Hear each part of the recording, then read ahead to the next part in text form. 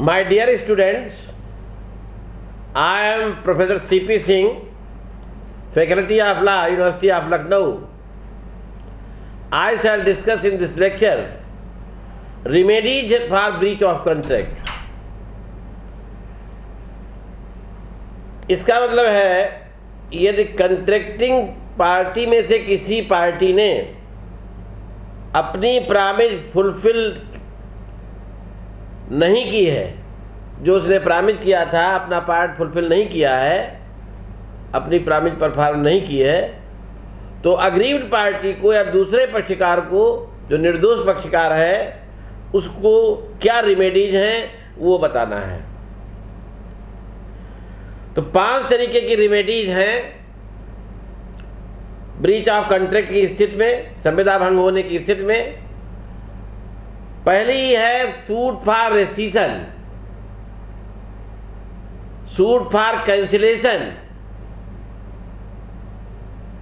या संविदा समाप्त करना के विवाद, या संविदा विखंडन के विवाद, या संविदा रद्द करने के विवाद। पहली रेमेडी है। कहने का मतलब है यदि एक पार्टी अपनी प्रॉमिस फुलफिल कॉन्ट्रैक्ट जो किया था उसमें नहीं किया है, तो दूसरे पक्षकार को क्या राइट होगा? वो संविदा को समाप्त करने के लिए जो है सूट फाइल कर सकता है। जैसे इसको रेसिशन कहते हैं, इसी को। फॉर एग्जाम्पल, आपने अपनी स्कॉर्पियो कार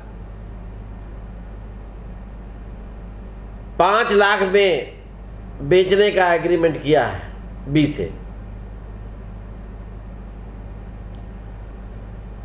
और बी को कॉन्ट्रैक्ट की शर्त के अनुसार पहले पैसा देना है, उसके बाद आपको गाड़ी देनी है, डिलीवर करनी है।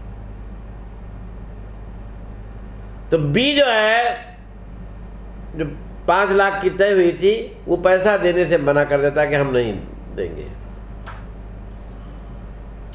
तो आप क्या मुक्त हो गए? अब गाड़ी देने से भी आप डिस्चार्ज हो गए, आपको गाड़ी देने की जरूरत नहीं, संविदा आप समाप्त कर सकते हैं कि अब हम गाड़ी नहीं देंगे, नहीं बेचेंगे। दूसरा ये है, संविदा को समाप्त कर ही सकते हैं, साथ साथ जो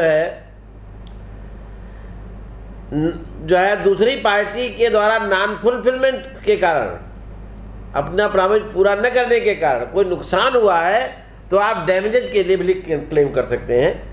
सेक्शन 75 में है। एक गायिका है, सिंगर है, एक थिएटर के मालिक से जो है उसके थिएटर में अगले 2 महीने के लिए हफ्ते में 2 बार 2 रातें गाने की संविदा करती है,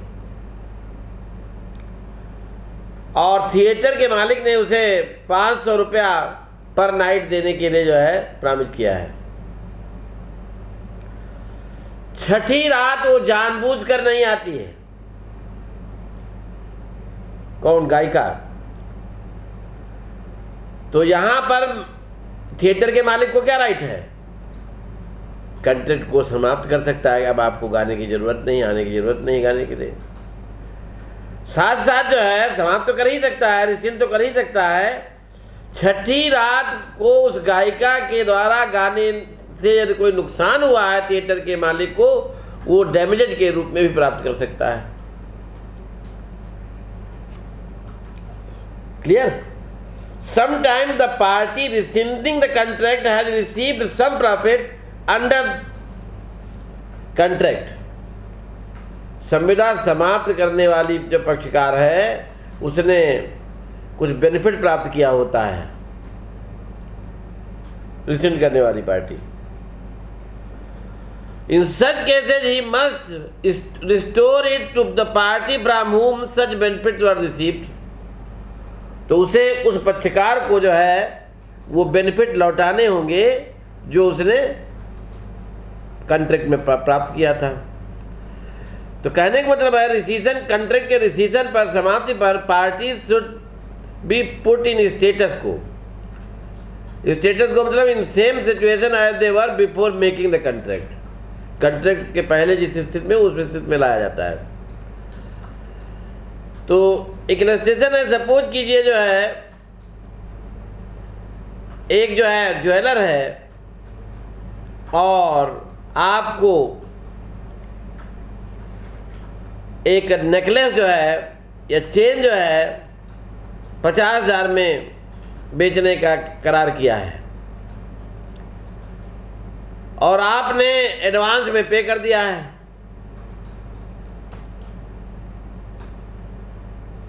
बाद में जो है आप मना कर देते हैं कि हम नहीं खरीदेंगे ज्वेलर से, और संविदा जो है वो संविदा से ख़त्म कर देता है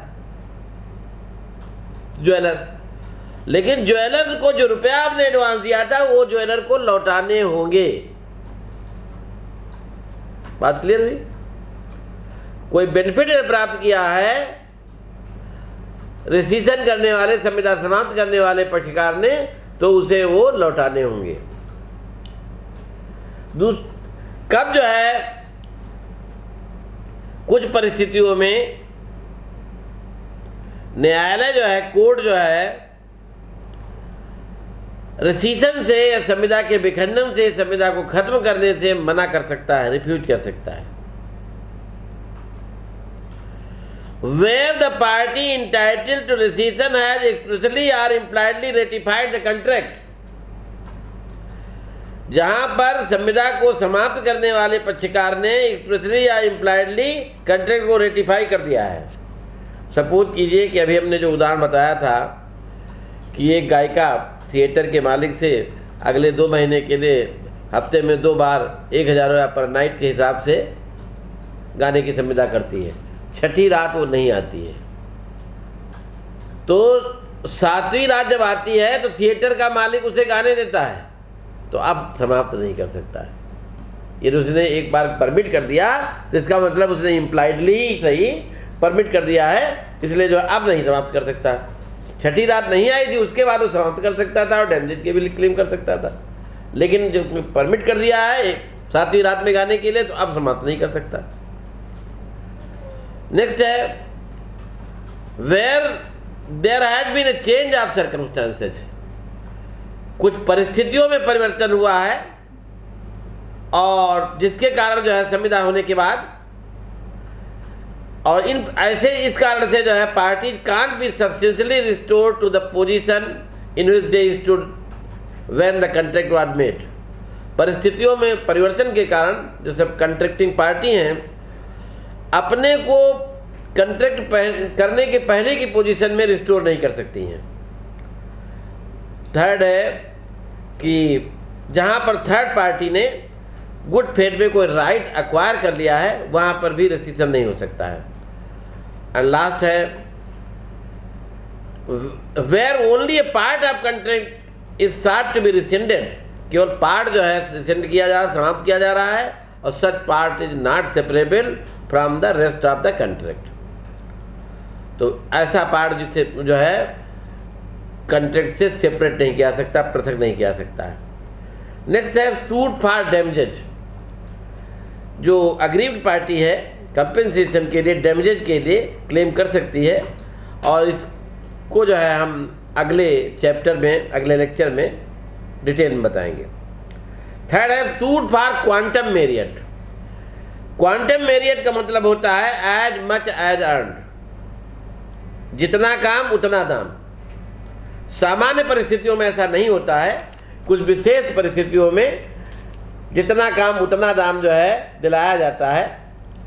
ये जनरली तब होता है कि जहाँ पर जो है एक पार्टी खुद ही जो है दूसरे पक्षकार को अपनी संविदा पूरा करने से मना कर देती है।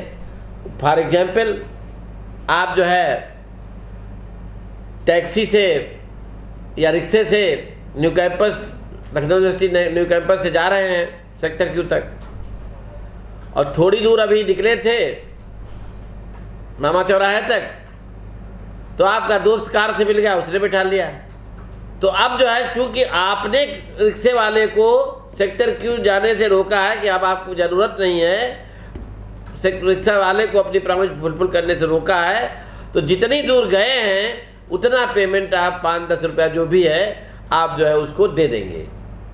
तो कुछ परिस्थितियों में जो है इसको हम डिटेल में नेक्स्ट लेक्चर में बताएंगे।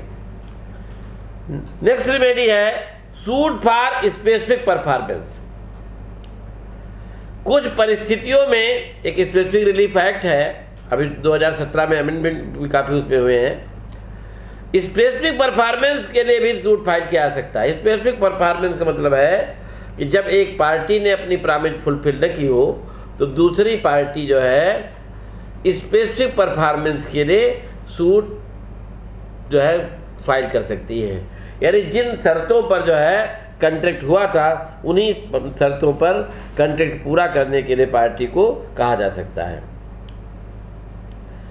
कोर्ट की डिस्क्रिप्शन है, वो चाहे तो जो है स्पेसिफिक परफॉर्मेंस का ऑर्डर करे या न करे सेक्शन 10 के हिसाब से। दो ऐसी परिस्थितियां हैं where there exists no standard for ascertaining the actual damage caused by the non-performance of the contract। जहां पर कोई जो है स्टैंडर्ड नहीं है, कोई वो नहीं है कि कितना नुकसान हुआ है, मापने का कोई ढंग नहीं है, मापा नहीं जा सकता नॉन परफॉर्मेंस के कारण, वहां पर दूसरा where the act agreed to be done in such that compensation money for its non-performance would not afford adequate relief। जो है दूसरा है कि कंपेंसेशन जो है एग्रीड पार्टी को धन के रूप में पर्याप्त जो है प्रतिफल नहीं होगा, कंसीडरेशन नहीं होगा। फॉर एग्जाम्पल ए ने जो है बी को अपने परदादा के पीरियड की जो है